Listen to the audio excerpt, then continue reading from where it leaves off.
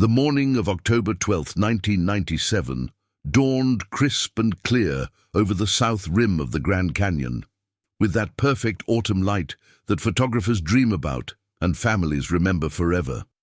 The temperature was a comfortable 58 degrees Fahrenheit, with barely a whisper of wind disturbing the ancient silence of one of America's most magnificent natural wonders. It was exactly the kind of day that the Mitchell family from Denver, Colorado, had been hoping for when they planned this long-awaited vacation 6 months earlier.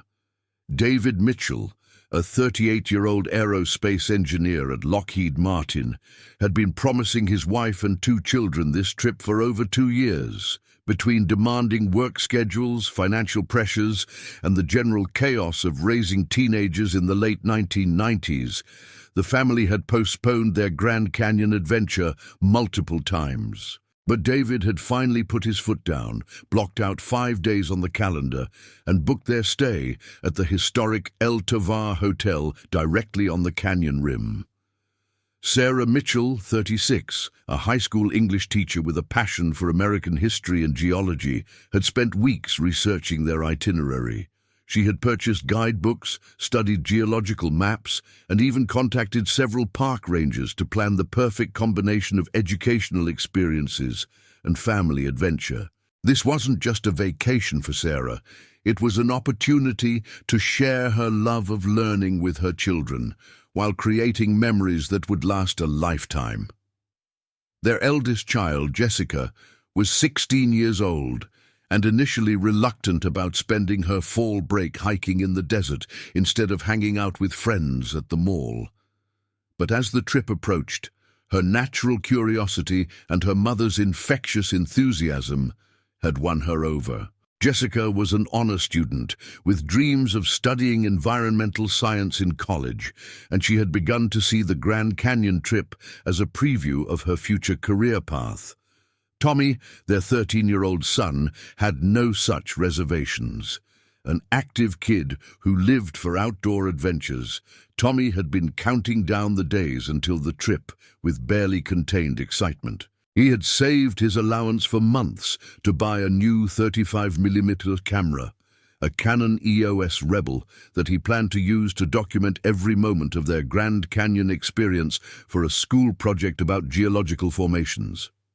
The family had arrived at the park 2 days earlier, spending October 10th and 11th exploring the visitor centers, walking along the rim trail, and taking the obligatory photos at the most famous viewpoints. Sarah had filled 3 notebooks with geological observations and historical facts that she planned to incorporate into her lesson plans.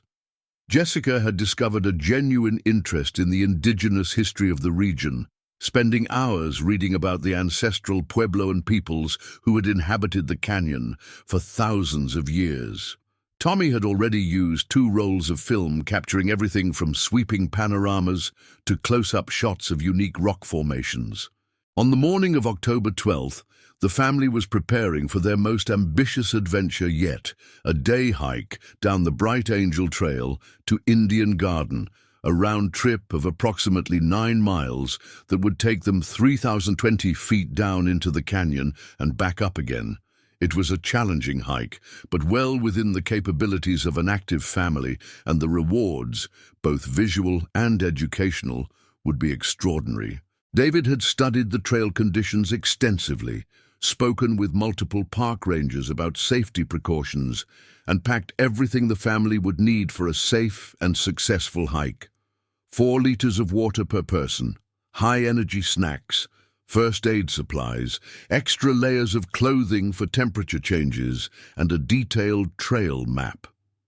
As an engineer, David approached outdoor activities with the same methodical planning he used in his professional life. "Remember," Sarah told the children as they finished breakfast at El Tovar's dining room, "this isn't just a hike. This is like traveling back through 2 billion years of Earth's history. Every layer of rock we pass represents millions of years of geological processes." Jessica rolled her eyes good-naturedly. "Mom, you don't have to turn everything into a classroom." But that's what makes it exciting, Sarah protested. We're literally walking through time. And Tommy was more focused on the practical aspects of the adventure. Dad, how long will it take us to get to Indian Garden? About 3 to 4 hours down, depending on how many photo stops we make, David replied, consulting his meticulously prepared notes. And probably 5 to 6 hours back up.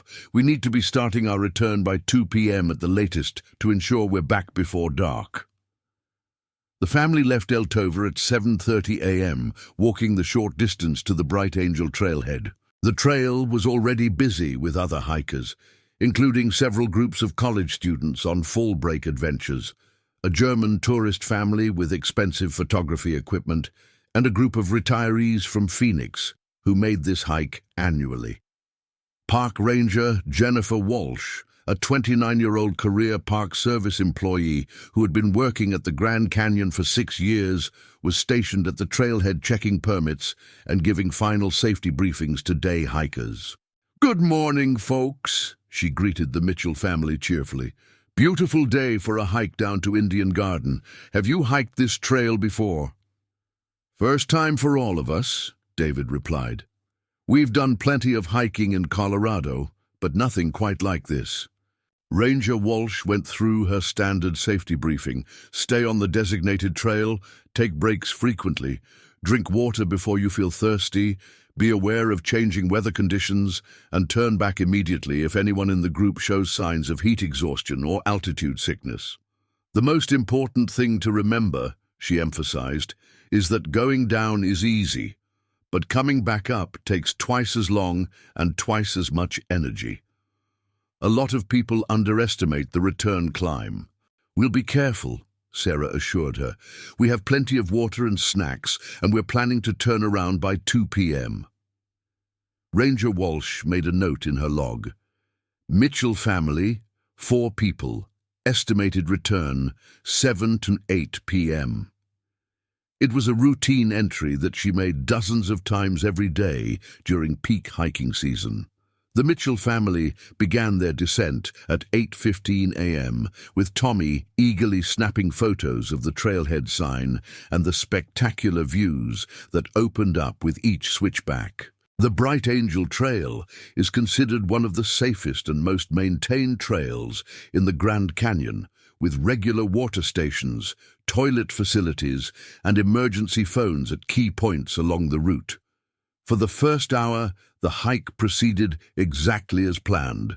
The family maintained a steady but comfortable pace, stopping frequently to admire the changing perspectives of the canyon walls and to read the interpretive signs that explained the geological and cultural history of the area. Sarah was in her element, pointing out different rock layers and explaining how each represented different periods in Earth's ancient past. At Mile and a Half Rest House, their first major checkpoint, the family took an extended break. Tommy used this opportunity to document the family with several photos, including a group shot with the vast canyon stretching out behind them. The timestamp on his camera would later show 9:47 a.m., the last confirmed photographic evidence of the Mitchell family. "This is incredible," Jessica said, genuinely impressed despite her teenage tendency toward nonchalance. "I can't believe how different everything looks from down here compared to the rim." "Wait until we get to Indian Garden," David said, consulting his trail map. "The contrast between the desert environment and the oasis vegetation is supposed to be amazing." Other hikers who passed the Mitchell family during the morning would later recall a normal, happy family clearly enjoying their Grand Canyon experience. Mark and Jennifer Rodriguez, a couple from Albuquerque who were about 30 minutes ahead of the Mitchells on the trail, remembered passing them near the Mile and a Half Rest House.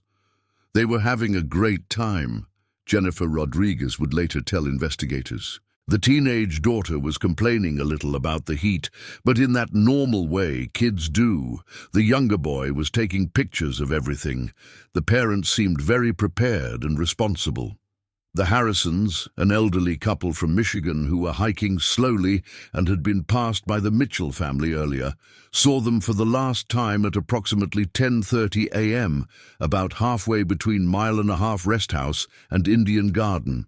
"The father waved and asked how we were doing," George Harrison recalled. "They were moving at a good pace, looked like they were enjoying themselves. Nothing seemed unusual or concerning." That was the last confirmed sighting of the Mitchell family by other hikers. Indian Garden, their intended destination, is a genuine desert oasis fed by Garden Creek, one of the few perennial streams in this section of the Grand Canyon. The area features picnic tables, toilet facilities, a ranger station, and shade provided by ancient cottonwood trees. On a typical October day, Indian Garden hosts dozens of day hikers and backpackers, creating a small community of adventurers, sharing stories and rest breaks. When the first hikers began arriving at Indian Garden around 11 a.m. on October 12th, there was no sign of the Mitchell family. Dr. Robert Chen, a geology professor from the University of California, who was leading a group of graduate students on a research trip, was among the first to reach Indian Garden that morning. His group had started their hike at 6:30 a.m. and had maintained a brisk pace designed to reach their research site early. "We expected to see other families and hikers already at Indian Garden when we arrived," Dr. Chen later explained. "It's unusual for the area to be so empty, especially on such a perfect hiking day." By noon, several other hiking groups had reached Indian Garden, but none reported seeing the Mitchell family either on the trail or at the destination. This wasn't immediately concerning. Hiking schedules are unpredictable, and families often take longer than expected or decide to turn back early. But by 2 p.m., when the Mitchell family should have been starting their return journey according to their stated plan, Ranger Patricia Williams at the Indian Garden Station began to feel the first stirrings of concern. "It's not unusual for families to modify their hiking plans," Ranger Williams later explained, "but something about this situation felt different. Multiple hikers had mentioned seeing a family with 2 teenagers earlier in the morning, but no one had seen them reach Indian Garden." Ranger Williams used her radio to contact the South Rim Dispatch Center. "South Rim, this is Indian Garden. We have a possible overdue family situation. 4 hikers, 2 adults and 2 teenagers should have reached here by late morning, but haven't been seen." The response was immediate and professional. The National Park Service has well-established protocols for potential missing person situations, and they never take reports lightly, even in the early stages. Indian Garden, South Rim. Can you provide descriptions and last known locations? Ranger Williams consulted with the hikers who had gathered at Indian Garden, compiling a detailed description of the Mitchell family and their last confirmed sightings. The picture that emerged was consistent, a well-prepared family of 4, moving at a reasonable pace, showing no signs of distress or difficulty. At 3:00 p.m., South Rim Dispatch contacted Ranger Jennifer Walsh at the trailhead to verify the Mitchell family had indeed started the hike that morning and to confirm their planned itinerary. "Affirmative," Walsh reported. "Mitchell family, Colorado residents, checked in at 8:15 a.m. with planned destination of Indian Garden and estimated return between 7 and 8 p.m. Father appeared very experienced and well prepared." By 4:00 p.m., concern was escalating into active worry. Ranger Tom Bradley, a 15-year veteran of Grand Canyon search and rescue operations, was dispatched to hike down the Bright Angel Trail and conduct a preliminary search for the missing family. "Missing persons in the Grand Canyon fall into predictable categories," Bradley later explained. "Heat exhaustion, dehydration, falls, getting lost on side trails, or simply taking much longer than planned. But in almost every case, we find people within a few hours, usually embarrassed and apologetic for causing concern." Bradley began his descent at 4:30 p.m., moving much faster than typical hikers and carefully examining every section of the trail, every rest area, and every possible side trail or deviation where a family might have wandered off the main path. What he found, or rather what he didn't find, would launch one of the most extensive and puzzling missing person investigations in the history of America's national park system. Bradley found no trace of the Mitchell family anywhere on the Bright Angel Trail between the South Rim and Indian Garden. No abandoned gear, no signs of struggle, no evidence that they had left the main trail, and no indications of injury or distress. "It was like they had vanished into thin air," Bradley reported back to dispatch. "I've covered every inch of this trail, talked to every hiker I encountered, checked every possible side trail and rest area. There is no sign that this family ever made it past the mile-and-a-half rest house area." By 6 p.m., as the October sun began to set behind the canyon walls, the situation had been escalated to a full code red search and rescue operation. Multiple teams were deployed, helicopters were put on standby, and coordination had begun with local law enforcement agencies. The first helicopter took off at 6:45 p.m., equipped with high-powered searchlights and thermal imaging equipment. Pilot Captain Michael Torres, with over 2,000 hours of search and rescue experience in the Grand Canyon, began a systematic aerial search of the Bright Angel Trail corridor and surrounding areas. "Weather conditions were perfect for aerial searching," Captain Torres later reported. "Clear skies, minimal wind, excellent visibility. If there had been people in distress anywhere in that area, we would have spotted them immediately." Ground teams worked throughout the night, with experienced search and rescue volunteers covering not just the main trail, but every possible side canyon, climbing route, and geological feature where a family might have sought shelter or become stranded.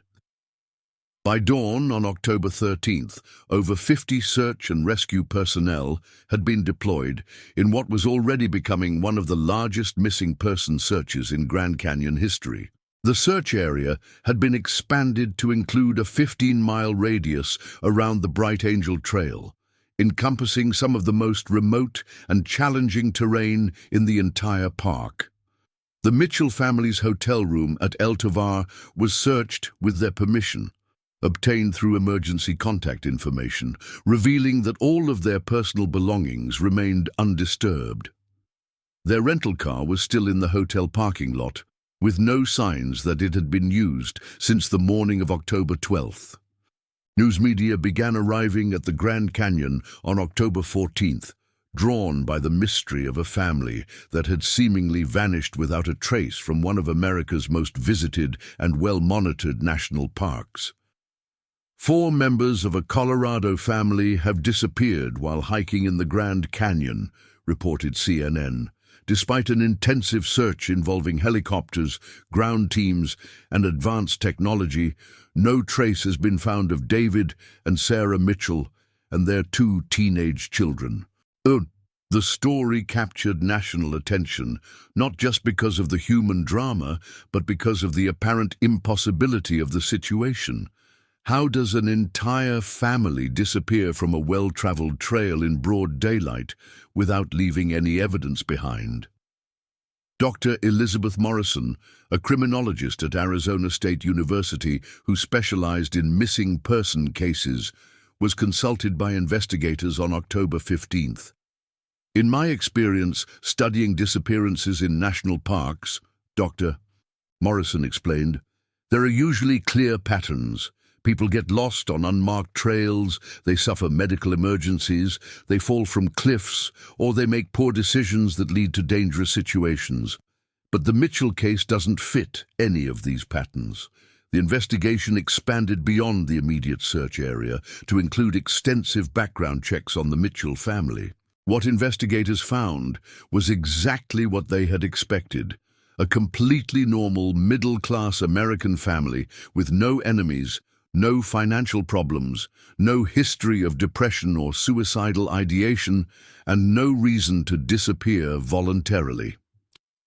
David Mitchell's colleagues at Lockheed Martin described him as a dedicated employee and family man who had been looking forward to the Grand Canyon trip for months. Sarah's fellow teachers at East High School in Denver said she had been planning lessons around their vacation experiences and had asked for recommendations about geological features to observe.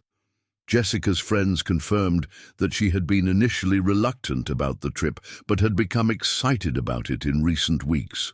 Tommy's teachers said he had been talking about the canyon hike and his photography project for weeks before the family left Denver. These were not people who were planning to disappear, concluded Detective Ray Martinez of the Coconino County Sheriff's Office, who had been assigned to coordinate with Park Service investigators. This was a family genuinely excited about their vacation, who somehow vanished in a location where vanishing should be impossible. On October 18th, 6 days after the disappearance, searchers made their first significant discovery. Tommy Mitchell's camera was found by a volunteer search team, located approximately 200 yards off the Bright Angel Trail in an area of loose rock and scattered boulders, about halfway between Mile and a Half Rest House and Indian Garden. The camera was in perfect condition, showing no signs of damage from a fall or exposure to weather. It was simply sitting on a flat rock, almost as if someone had carefully placed it there. When the film was developed, investigators found 27 photographs documenting the Mitchell family's Grand Canyon experience. The first photos showed typical tourist shots, the family at various viewpoints along the rim, images of the canyon at sunrise and sunset, and documentation of their El Tovar hotel accommodations. The hiking photos began with shots of the trailhead and the family preparing to descend. There were several images of the spectacular views that opened up as they descended, including the group photo taken at Mile and a Half Rest House at 9:47 a.m. But it was the final photograph on the roll that would puzzle investigators for decades to come. The last photo, according to the camera's internal timestamp, was taken at 10:52 a.m. on October 12, 1997. It showed a landscape that was unmistakably the Grand Canyon, but it was not a view that corresponded to any known location along the Bright Angel Trail, or indeed anywhere else in the park that had been photographed and catalogued.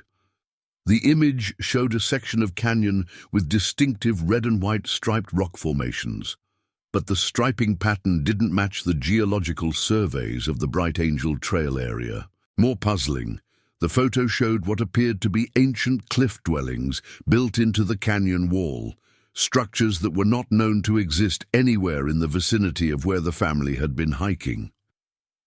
Dr. Patricia Yellowbird, a cultural anthropologist and expert on southwestern indigenous architecture, was consulted to analyze the photograph. The structures in this image appear to be authentic ancestral Puebloan cliff dwellings, Dr. Yellowbird concluded after extensive analysis. The architectural style is consistent with ruins from the 12th or 13th century, but I can state with absolute certainty that no such structures exist anywhere along the Bright Angel Trail or in any of the areas that have been thoroughly documented by archaeologists. The photograph was analyzed by experts from the FBI's Forensic Imaging Unit, who confirmed that it had not been digitally altered or manipulated in any way. The image was authentic, taken with Tommy Mitchell's camera at the time, indicated by the timestamp. "We have a photograph that shows a real place," explained FBI imaging specialist Agent Sarah Crawford. "But it's a place that doesn't appear to exist anywhere in the known areas of the Grand Canyon." Geological experts were equally baffled. Dr. James Rodriguez, a geology professor at Northern Arizona University, who had spent 20 years studying Grand Canyon rock formations, examined the photograph extensively. "The rock striations in this image are consistent with Grand Canyon geology," Dr. Rodriguez confirmed, "but the specific pattern and coloration don't match any documented location within a 50-mile radius of where this photo was supposedly taken." "Ooh, the discovery of the camera and the mysterious final photograph transformed the search from a standard missing persons case into something far more complex and unsettling. If the photograph was authentic, and all evidence suggested it was, then the Mitchell family had somehow reached a location that either didn't exist or was completely unknown to park officials, geologists, and archaeologists. Search efforts were expanded to include areas of the Grand Canyon that had rarely been explored, using the mysterious photograph as a guide. Helicopter pilots familiar with every inch of the canyon studied the image, trying to identify the location based on the distinctive rock formations and the apparent cliff dwellings. Native American tribal leaders were consulted, shown the photograph, and asked if they recognized the location or had any traditional knowledge of hidden archaeological sites in the area.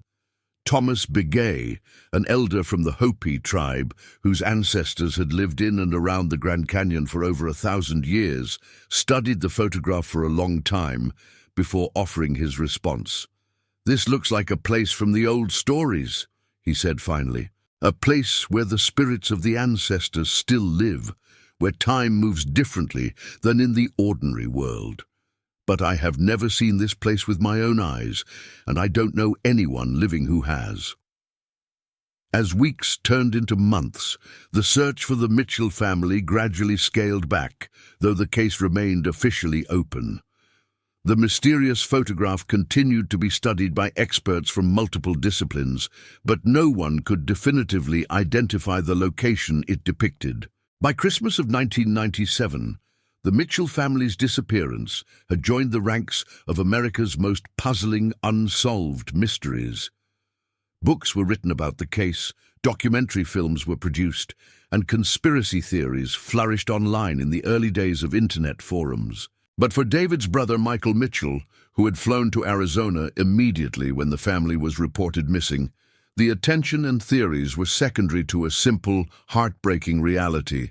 His brother, sister-in-law, niece, and nephew had vanished without a trace, leaving behind only questions that had no answers. "People want to make this into some kind of supernatural mystery," Michael told a reporter from the Denver Post in early 1998. "But for me, it's just about 4 people I loved who went for a hike one morning and never came home. All I want is to know what happened to them." The Grand Canyon continued to welcome millions of visitors each year. Families continued to hike the Bright Angel Trail, taking photographs at the same viewpoints where the Mitchells had smiled for the camera on their last morning together. New missing person cases arose and were resolved, but the Mitchell disappearance remained unsolved, a permanent reminder that even in the most explored and documented places on Earth, mysteries can persist. The case file in the Coconino County Sheriff's Office grew to over 3,000 pages of reports, witness statements, expert analyses, and investigative theories. But despite all the documentation, all the expert opinions, and all the technological resources that had been deployed, one simple fact remained unchanged. No one had any idea what had happened to the Mitchell family after 10:52 a.m. on October 12th. 1997. That mysterious final photograph, showing a place that seemed to exist and not exist simultaneously, remained the only clue to a puzzle that appeared to have no solution. For 27 years, that photograph would be all the evidence that remained of whatever extraordinary fate had befallen 4 ordinary people who had simply wanted to experience the natural wonder of the Grand Canyon together as a family. The years following the Mitchell family disappearance became a relentless cycle of hope and heartbreak, breakthrough moments that led nowhere, and theories that grew increasingly desperate as conventional explanations failed to account for the impossible evidence. For the Grand Canyon National Park Service, the case represented an unprecedented challenge to their safety record and their understanding of how people could simply vanish from one of America's most monitored wilderness areas. Michael Mitchell, David's younger brother, and now the sole surviving member of his immediate family, dedicated the next decade of his life to finding answers. A successful software engineer from Seattle, Michael had the financial resources and technical expertise to pursue leads that official investigators couldn't justify with limited budgets and competing priorities. In 1998, 1 year after the disappearance, Michael established the Mitchell Family Foundation, a non-profit organization dedicated to improving search and rescue technology in national parks and supporting families of missing persons. But privately, the foundation served another purpose, funding increasingly sophisticated attempts to solve the mystery of what had happened to his brother's family. The official investigation was thorough and professional, Michael explained to Dateline NBC in 1999. But it was also constrained by bureaucracy, budget limitations, and the assumption that there had to be a conventional explanation. I don't have those constraints. Michael's first major initiative was commissioning a comprehensive reanalysis of Tommy's mysterious final photograph using enhanced digital imaging techniques that hadn't been available in 1997. He hired Dr. Amanda Foster, a computer imaging specialist from MIT who had developed advanced algorithms for enhancing satellite photography.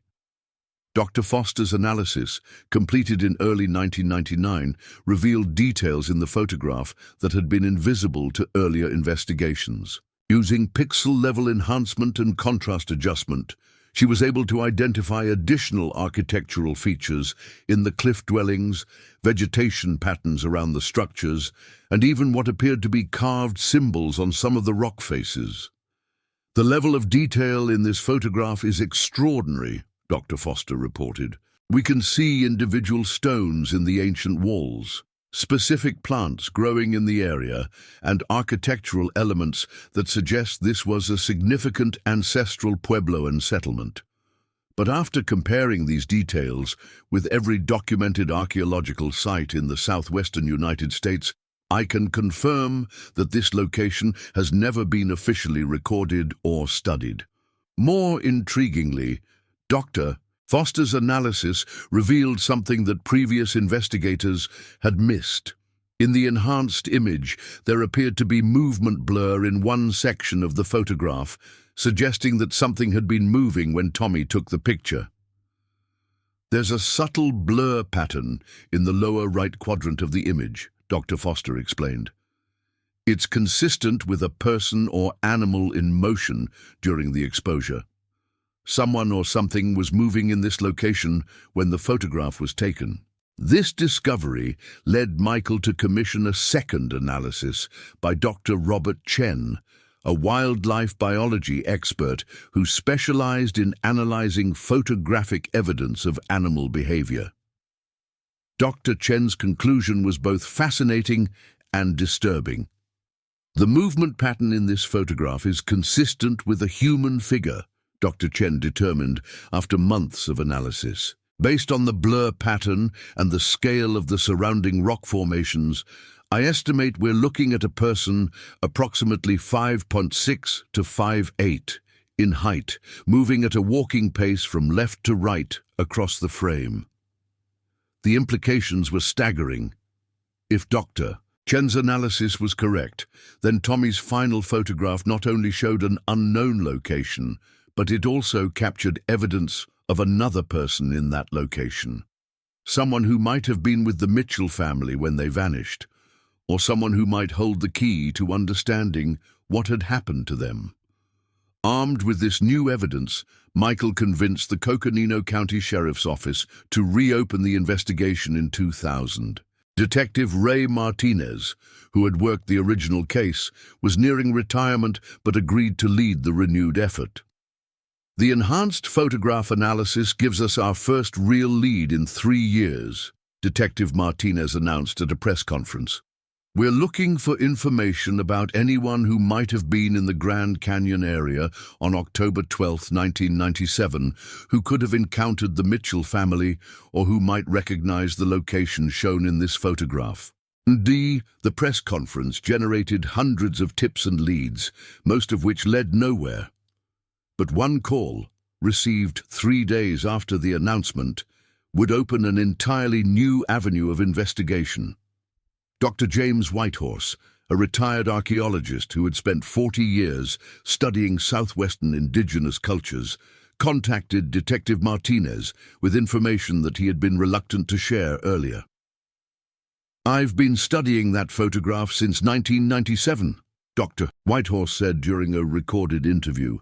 "I didn't come forward initially because what I have to say sounds unscientific. But the architectural details in that image match descriptions from oral traditions that I've been documenting for decades."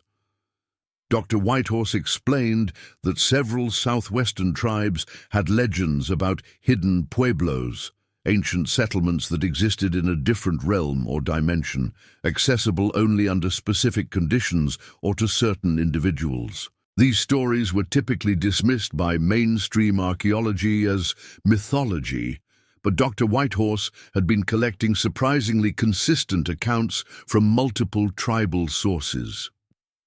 The Hopi have stories about the fifth world, places that exist parallel to our reality but are normally invisible to us, Dr. Whitehorse continued.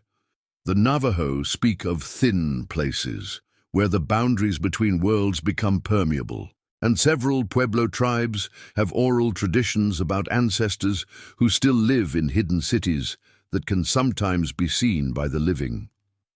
While Detective Martinez was skeptical of supernatural explanations, he recognized that indigenous knowledge often contained historical and geographical information that had been overlooked by conventional investigations. He arranged for Dr. Whitehorse to meet with tribal elders who might have additional insights about the mysterious photograph. The meeting took place in November 2000 at the Hopi Cultural Center, with representatives from multiple tribes examining the enhanced photograph. The response was immediate and unified. Several elders recognized architectural and symbolic elements that corresponded to their oral traditions about hidden ancestral sites. "This looks like Masawu's village," said Thomas Begay, the Hopi elder who had been consulted in the original investigation. "In our traditions, Masawu is the guardian of the underworld and the protector of travelers who become lost between worlds. His village is said to appear to people who are transitioning from one state of existence to another." Maria Santos, a Pueblo elder from New Mexico, nodded in agreement. "We have similar stories, places where our ancestors still live, where time moves differently, where people from our world sometimes go and cannot return, or return changed." The tribal consultations led to an unprecedented collaboration between indigenous knowledge keepers and modern investigators. Elders provided detailed maps of areas in the Grand Canyon that were considered sacred or dangerous according to traditional teachings, including locations where people had historically disappeared or had strange experiences. Several of these traditional thin places corresponded with statistical anomalies that modern Park Service data had identified. Areas where slightly higher than normal numbers of people had become lost, disoriented, or reported unusual experiences over the decades. In 2001, Michael Mitchell funded an expedition to explore these traditional sites using advanced ground-penetrating radar and other archaeological survey equipment. The team was led by Dr. Sarah Running Bear, one of the first Native American women to earn a PhD in archaeology, who brought both scientific rigor and cultural sensitivity to the investigation. The expedition made several interesting discoveries: previously unknown cave systems, evidence of historical indigenous occupation in remote areas, and geological formations that created unusual acoustic and electromagnetic effects. But nothing that directly explained the Mitchell family's disappearance or the mysterious photograph. However, Dr. Running Bear's final report included an observation that would prove prophetic. While we have not found the specific location shown in Tommy Mitchell's photograph, we have documented several areas where unusual geological and electromagnetic conditions create what could be described as anomalous zones. These areas deserve further study with more advanced detection equipment. By 2005, 8 years after the disappearance, the investigation had reached another dead end. Official search efforts had been suspended, though the case remained open. Michael Mitchell had spent over $2 million of his own money on private investigators, technological analysis, archaeological expeditions, and reward offers. No credible leads had emerged. The mystery had spawned an entire cottage industry of conspiracy theorists, paranormal investigators, and amateur sleuths. Websites dedicated to the Mitchell case accumulated thousands of posts proposing explanations, ranging from alien abduction to government cover-ups to interdimensional portals. One of the most persistent theories was proposed by Dr. Marcus Webb, a former NASA physicist who had become interested in anomalous phenomena after leaving the space agency. Dr. Webb's theory, published in the fringe science journal Anomalous Physics Quarterly, suggested that certain geological formations could create naturally occurring space-time distortions that might transport people to parallel dimensions or different time periods. The Grand Canyon contains some of the oldest exposed rock on Earth, Dr. Webb argued. Under specific atmospheric and electromagnetic conditions, these ancient minerals could theoretically create gravitational anomalies or quantum field fluctuations that affect the local structure of space-time. While mainstream scientists dismissed Dr. Webb's theories as pseudoscience, his work attracted the attention of other researchers investigating anomalous disappearances worldwide. A pattern emerged. Many unexplained vanishings occurred in areas with similar geological characteristics: ancient rock formations, high mineral content, and specific electromagnetic signatures. In 2007, the Mitchell case gained renewed attention when the Discovery Channel produced a documentary titled Vanished: The Mitchell Family Mystery. Ditto. The program featured interviews with investigators, family members, tribal elders, and various experts, but it also included dramatic reenactments and speculative theories that many felt sensationalized the tragedy. Michael Mitchell, who had cooperated with the documentary producers, was disappointed by the final result. "They turned my family's disappearance into entertainment," he said in a statement after the program aired. David, Sarah, Jessica, and Tommy weren't characters in a mystery story. They were real people who deserved better than to become fodder for conspiracy theories. The documentary did have one positive effect. It generated new tips and leads from viewers around the world. Most were dead ends, but a few provided interesting corroborating information about unusual experiences in the Grand Canyon area around the time of the disappearance. Dr. Elena Rodriguez, a geologist from Mexico who had been studying electromagnetic anomalies in North American canyon systems, contacted investigators after seeing the documentary. She had been at the Grand Canyon in October 1997, conducting research on mineral formations, and had recorded unusual electromagnetic readings on October 12th, the same day the Mitchell family disappeared. "I was measuring background electromagnetic radiation near the Bright Angel Trail area," Dr. Rodriguez explained. "Around 11 a.m. on October 12th, my instruments recorded a massive spike in electromagnetic activity that lasted for approximately 15 minutes. At the time, I assumed it was equipment malfunction, but now I wonder if it might be relevant." Dr. Rodriguez's data provided the first objective, scientific evidence that something unusual had occurred in the Grand Canyon on the day of the disappearance. Her electromagnetic readings showed anomalies that were far beyond normal background levels, suggesting an unknown source of intense electromagnetic energy had been active in the area. This discovery led to a collaboration with Dr. Patricia Coleman, an atmospheric physicist from the University of Arizona who specialized in studying electromagnetic phenomena in the Southwest. Dr. Coleman's analysis of historical weather and atmospheric data revealed that October 12, 1997, had featured several unusual conditions: solar flare activity, unusual atmospheric pressure patterns, and magnetic field fluctuations that occurred rarely. While I cannot definitively connect these atmospheric anomalies to the Mitchell family's disappearance, Dr. Coleman concluded, it's clear that October 12, 1997 was a day when several unusual natural phenomena converged over the Grand Canyon area. By 2010, 13 years after the disappearance, Michael Mitchell had begun to accept that he might never find definitive answers about what had happened to his brother's family. Now, in his 50s, he had spent more than a decade of his life and most of his fortune pursuing leads that led nowhere. But he wasn't ready to give up entirely. Michael made one final major investment in the search, commissioning the development of advanced drone technology specifically designed for archaeological and search applications in challenging terrain like the Grand Canyon. Working with engineers at the University of Washington, Michael funded the creation of drones equipped with ground-penetrating radar, thermal imaging, high-resolution cameras, and electromagnetic sensors.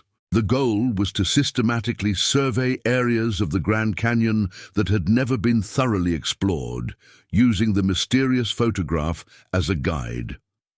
The drone surveys, conducted between 2012 and 2014, covered over 500 square miles of Grand Canyon terrain. The technology was impressive, revealing hidden cave systems, previously unknown archaeological sites, and detailed geological formations. Several significant archaeological discoveries were made that contributed to scientific understanding of prehistoric occupation in the region. But the drones found no trace of the location shown in Tommy Mitchell's photograph and no evidence of what had happened to the Mitchell family. We've now surveyed virtually every accessible area of the Grand Canyon, Michael told the Arizona Republic in 2015. We've used technology that didn't exist when my brother's family disappeared. We've followed up on hundreds of leads and theories, and we're no closer to answers than we were in 1997. The psychological toll of the long search was evident in Michael's appearance and demeanor. Friends and colleagues described a man who had become consumed by the mystery, unable to move forward with his own life while the fate of his family remained unknown. In 2016, Michael's wife Jennifer filed for divorce, citing his obsession with the Mitchell case as irreconcilable differences. Michael never recovered from losing his brother, she told the court.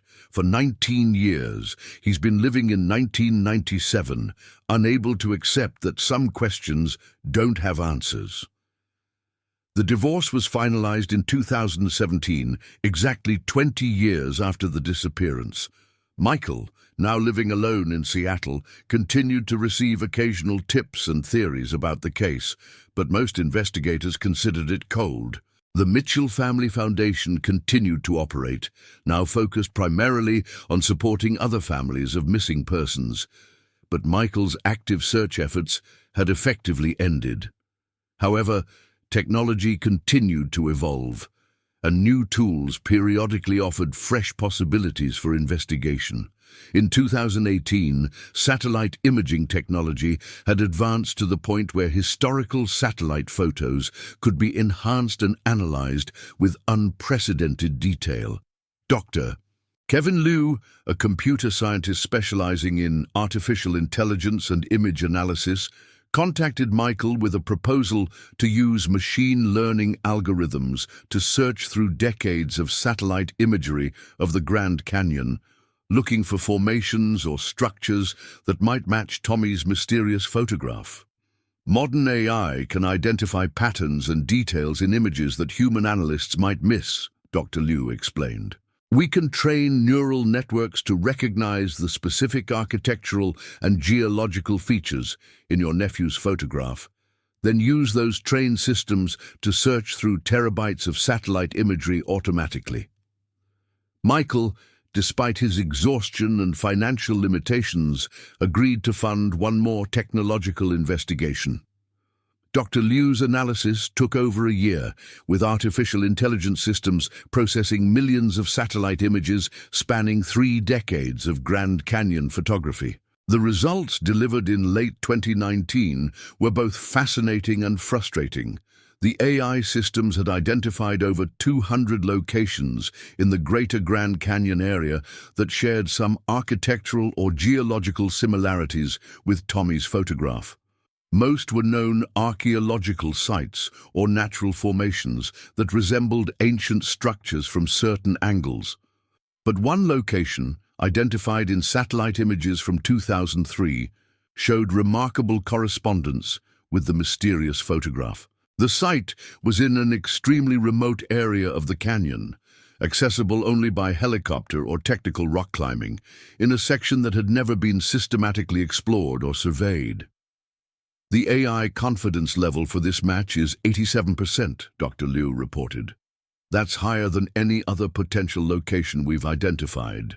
The geological striations, the cliff face configuration, and even some apparent structural elements align very closely with your nephew's photograph. Michael immediately began planning an expedition to the remote site, but the COVID-19 pandemic intervened, shutting down non-essential activities in national parks and making helicopter access impossible. The expedition was postponed indefinitely. During the pandemic years of 2020 and 2021, Michael's health declined significantly. The stress of 23 years of searching, combined with his isolation and the general anxiety of the global crisis, took a severe toll. He was hospitalized twice for stress-related heart problems and was diagnosed with clinical depression. By 2022, at age 65, Michael had largely withdrawn from active investigation of his brother's case. The Mitchell Family Foundation continued to operate under the management of a board of directors, but Michael's personal involvement had diminished dramatically. It was during this period of withdrawal and acceptance that Michael received a phone call that would reignite the entire mystery in ways no one could have anticipated.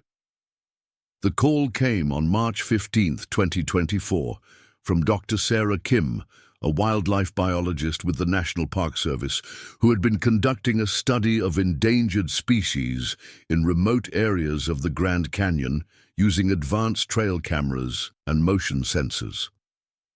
"Mr. Mitchell," Dr. Kim said, her voice tense with excitement and uncertainty, "I think I may have found something related to your family's case. But what I'm about to tell you is going to sound impossible." Dr. Kim explained that her research team had been using a new generation of trail cameras, devices far more advanced than anything available in the 1990s, with ultra-high resolution, night vision capabilities, and motion detection so sensitive they could capture images of individual birds in flight. One of these cameras, positioned in the remote area that Dr. Liu's AI analysis had identified as a potential match for Tommy's photograph, had captured something extraordinary. The camera was triggered by motion at 3:47 a.m. on March 10, 2024, Dr. Kim continued. What it recorded, well, I need you to see it for yourself, but Mr. Mitchell, I think your camera may have captured images of your family. Michael's initial reaction was skepticism, mixed with the familiar hope that had been crushed so many times before. "Dr. Kim, my brother's family disappeared 27 years ago, even if they had somehow survived, which is impossible. They would be, well, David would be 65 years old now." "Mr. Mitchell," Dr. Kim replied carefully, "the people in these photographs appear to be the same ages as your family members were in 1997. The trail camera images that Dr. Sarah Kim showed Michael Mitchell on a secure video call 3 hours after her initial phone contact defied every law of physics, biology, and common sense that he had ever understood. Displayed on his laptop screen in the quiet solitude of his Seattle apartment, the high-resolution photographs captured something that should have been impossible: 4 people who appeared to be exactly the same ages as his missing family members had been in 1997, standing in what was unmistakably the mysterious location from Tommy's final photograph. These images were taken at 3:47 a.m. on March 10, 2024, Dr. Kim explained, her voice steady despite the extraordinary nature of what she was sharing. The camera was triggered by motion detection. I verified the timestamp, checked the equipment for malfunctions, and had the images analyzed by our digital forensics team. They are authentic and unaltered. Michael stared at the screen, his hands trembling as he absorbed details that challenged his sanity. There was David, unmistakably his brother, but appearing exactly as he had at age 38 in 1997. Sarah stood beside him, her distinctive auburn hair and gentle smile unchanged by the 27 years that had passed in the real world. Jessica looked exactly like the 16-year-old who had reluctantly agreed to the family camping trip, and Tommy appeared frozen in time as the enthusiastic 13-year-old photographer who had captured that final impossible image. "Dr. Kim," Michael whispered, his voice breaking, "this can't be real. People don't stop aging. People don't exist in the same location for 27 years without anyone finding them." "I know it seems impossible," Dr. Kim replied, "but there's more. The camera has been recording intermittent activity at this location for the past 6 months. We have over 40 separate images of your family members taken at different times of day and night, showing them engaged in what appears to be normal daily activities." Dr. Kim shared additional photographs that painted an even more bewildering picture. The images showed the Mitchell family living in and around the ancient cliff dwellings, using primitive tools and apparently subsisting on wild plants and small game. They appeared healthy, unchanged, and completely unaware that they were being photographed by 21st century technology. In some images, David was shown working on what appeared to be repairs to the ancient structures. Sarah was captured gathering plants, seemingly knowledgeable about desert survival, despite having been a high school English teacher with no wilderness experience. Jessica and Tommy were photographed exploring the surrounding area, looking exactly as they had as teenagers, but moving with the confidence of people who had become intimately familiar with their environment. "The most disturbing aspect, Dr. Kim continued, is that in several of the photographs, your family members appear to be looking directly at the camera, not just in its general direction, but directly at the lens, as if they can see it despite it being camouflaged and positioned over 200 yards away." Michael studied these images carefully. In 3 separate photographs taken weeks apart, all 4 family members were standing together, facing the camera's direction with expressions that seemed to convey recognition, sadness, and something that looked almost like warning. "Dr. Kim, I need to see this location immediately. Can you arrange helicopter transport?" "Mr. Mitchell, I need to be completely honest with you about what we're dealing with here. This site is in one of the most remote and dangerous areas of the Grand Canyon. Access requires technical rock climbing equipment and expertise. More importantly, there are unusual environmental conditions at this location that my team has been documenting."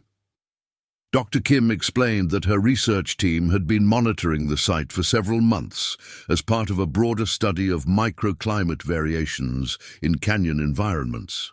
Their instruments had recorded consistent electromagnetic anomalies, temperature fluctuations that didn't correspond to normal weather patterns, and atmospheric pressure variations that occurred in regular cycles.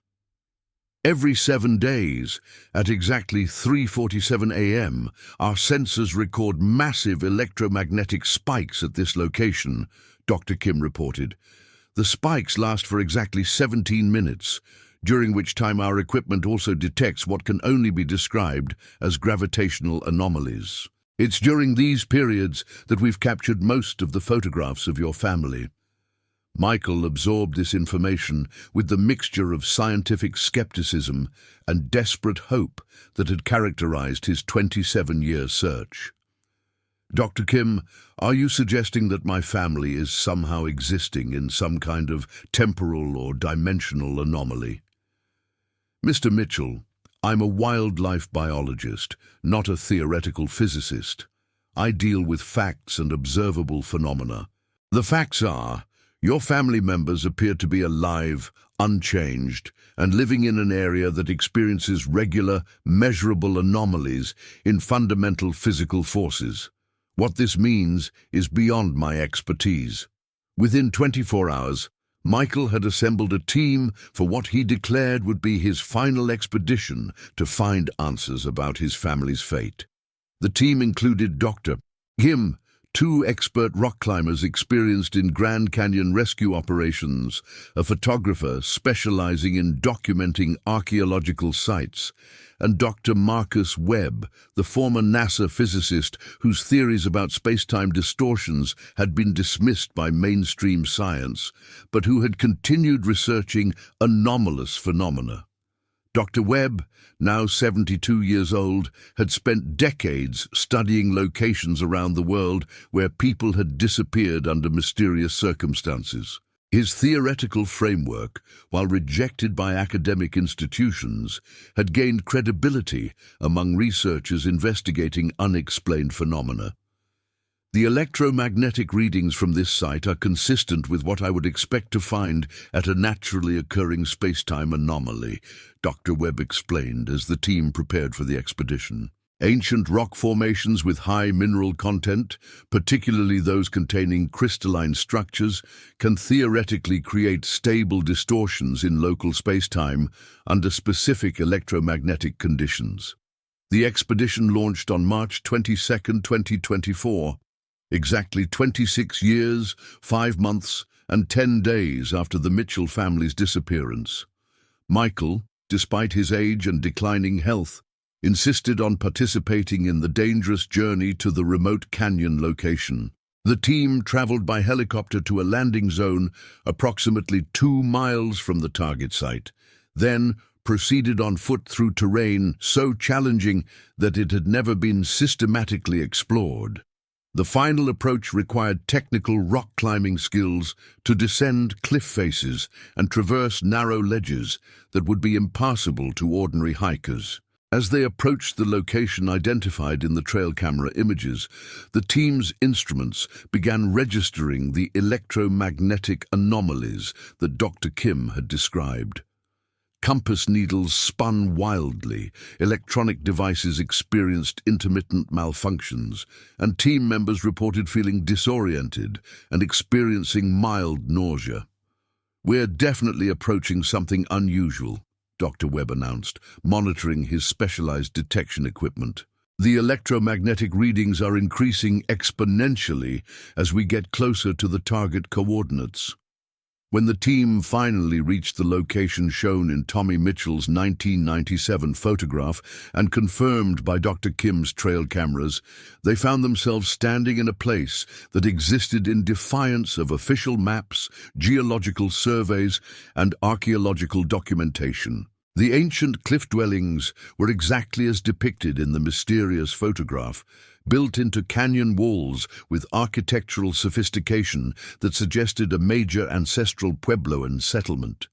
The structures were in remarkable condition for ruins that should have been over 700 years old, with wooden beams, intact roofing, and even preserved organic materials that should have decomposed centuries earlier.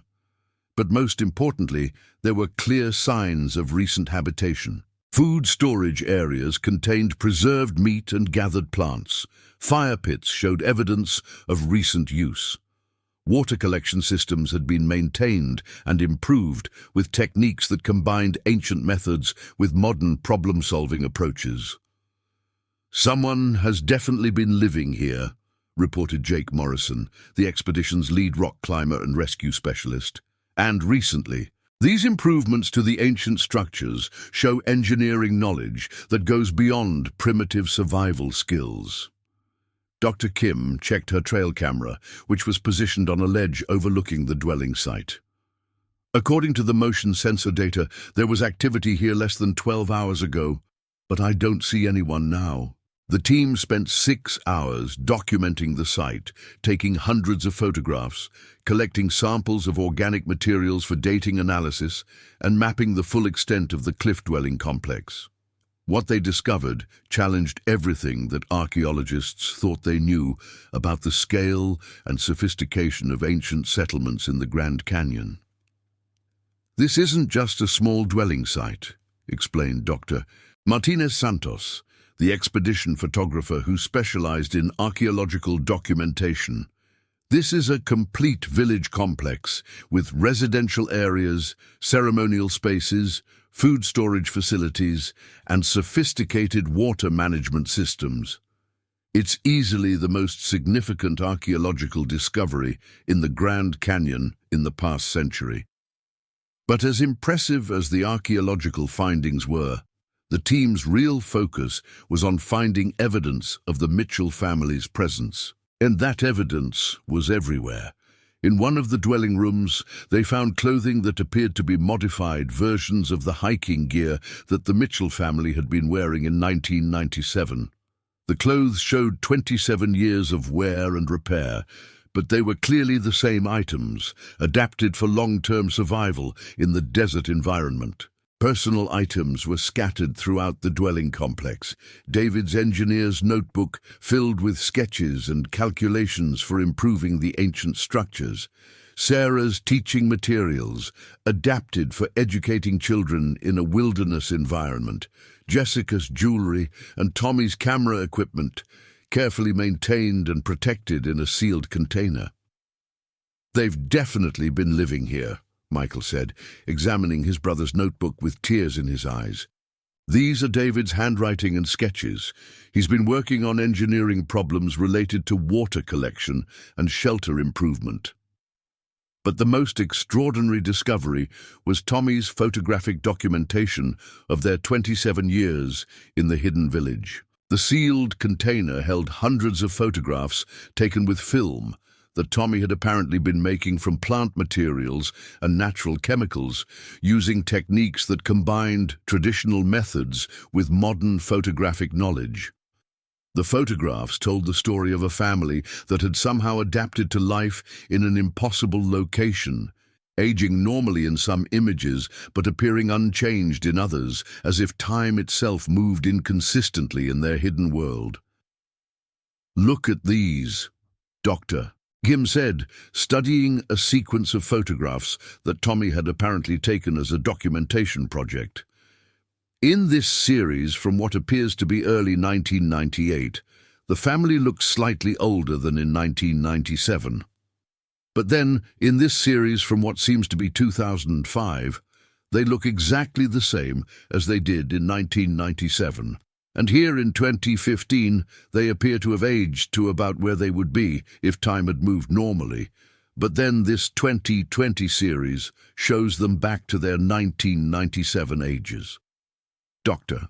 Webb studied the photographs with growing excitement.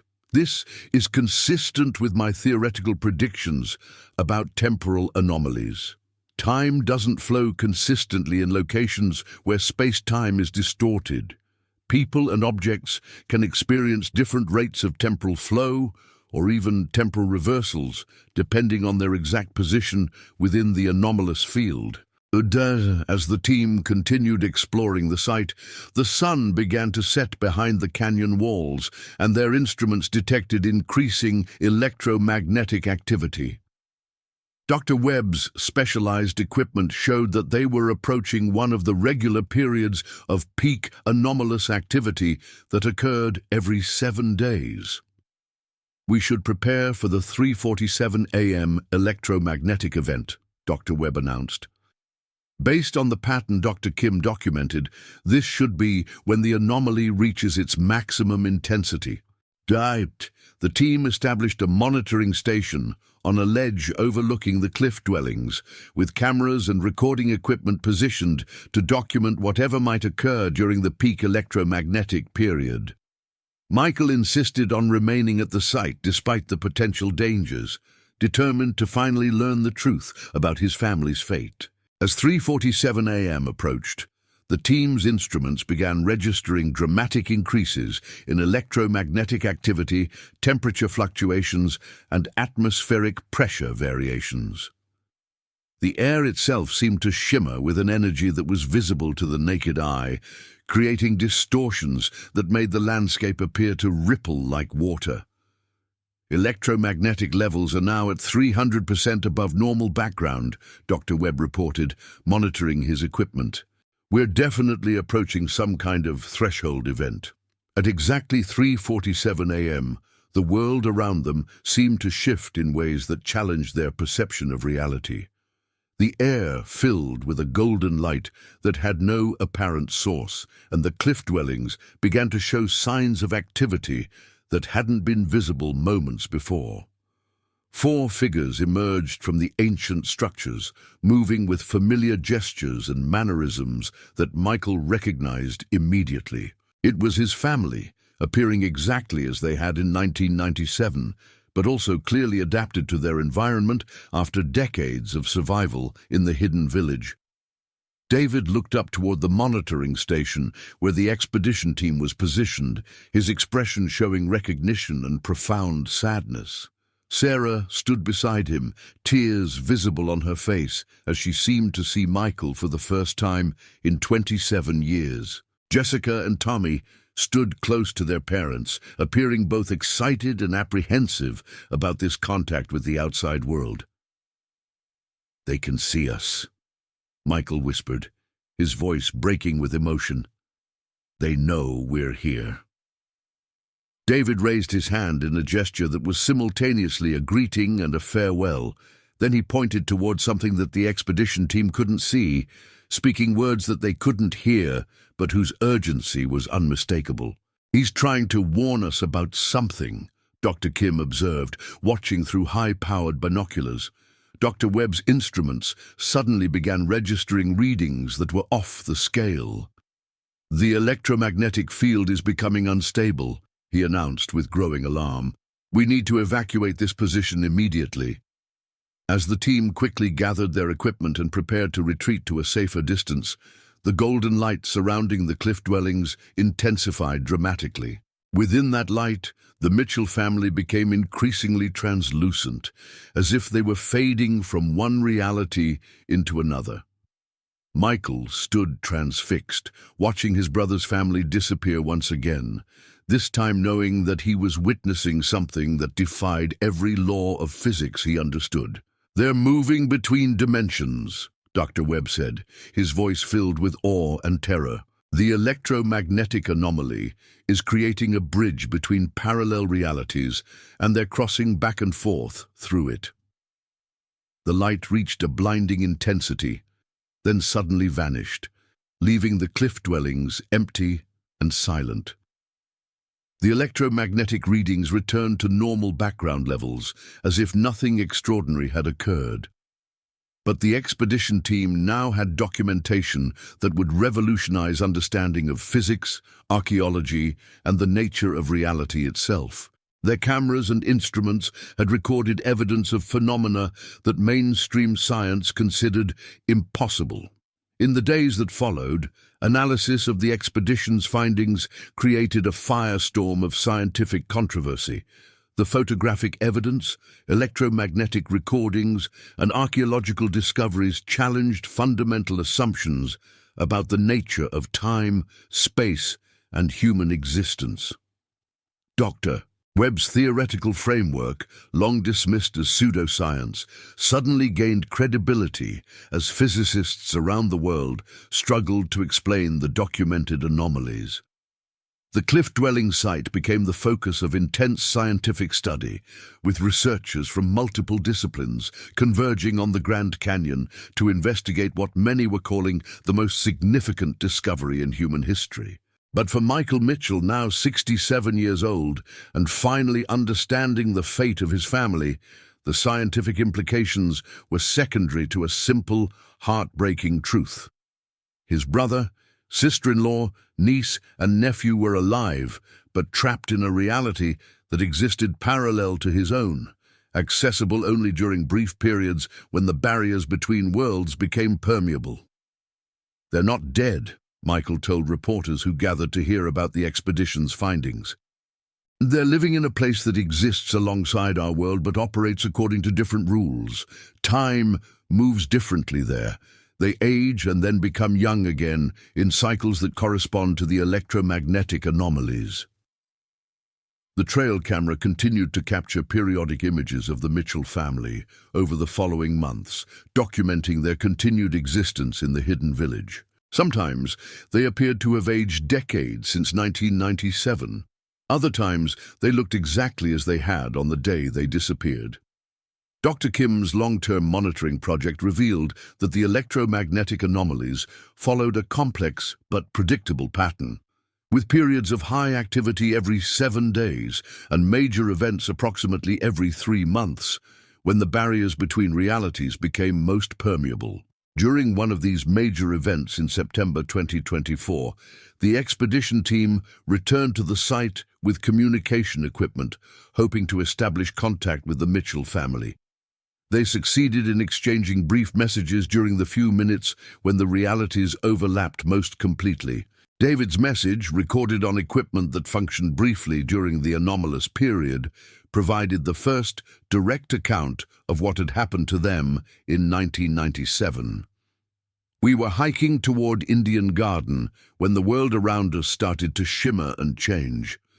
At first we thought it was heat distortion, but then we realized we were seeing the canyon as it had been centuries ago. The cliff village appeared and we were drawn to explore it. When we tried to leave, we discovered we couldn't find our way back to the normal world.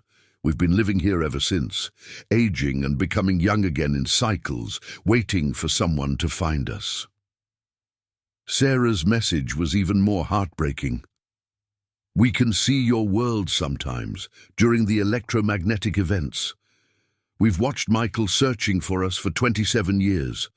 We've wanted to come home, but we can't control when the portals open or whether we can pass through them." Jessica and Tommy, now adults who had lived their entire young adult lives in the hidden village, expressed both gratitude for being found and acceptance of their unusual existence.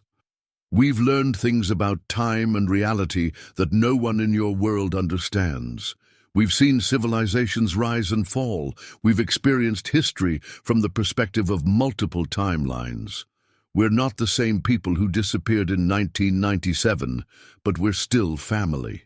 The Mitchell case, once considered one of America's greatest unsolved mysteries, had become proof that reality was far more complex and mysterious than anyone had imagined. The hidden village in the Grand Canyon became a focal point for research into parallel dimensions, temporal anomalies, and the nature of consciousness itself.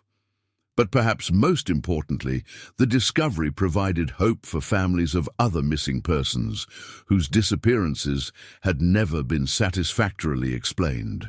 If the Mitchell family could survive for 27 years in a parallel reality, perhaps other lost loved ones were also alive somewhere, existing in dimensions that science was only beginning to understand. Michael Mitchell, having finally found his family after nearly 3 decades of searching, dedicated his remaining years to establishing research foundations and communication protocols that might eventually enable people trapped in parallel realities to return to their original world. "The Grand Canyon gave me back my family," Michael said in his final interview before his death in 2026. "Not in the way I expected, not in the way that makes complete sense, but in a way that proves love and determination can transcend the boundaries of space and time themselves." The trail cameras continue to document the Mitchell family's existence in their hidden village, providing an ongoing record of life in a parallel reality where the laws of physics operate according to rules that humanity is still struggling to comprehend. And every 7 days, At exactly 3:47 a.m., electromagnetic anomalies create brief opportunities for communication between worlds, allowing a family separated by the barriers of reality to maintain contact across dimensions that most people can't even imagine. The Grand Canyon, already considered one of Earth's greatest natural wonders, has revealed itself to be something even more extraordinary. A window into the infinite mysteries of existence itself, where families can be lost and found in ways that challenge everything we thought we knew about life, death, and the nature of reality. Tommy Mitchell's final photograph from 1997, once considered evidence of an impossible mystery, is now recognized as humanity's first documented image of a parallel dimension, proof that our universe is far stranger and more wonderful than we ever dared to believe.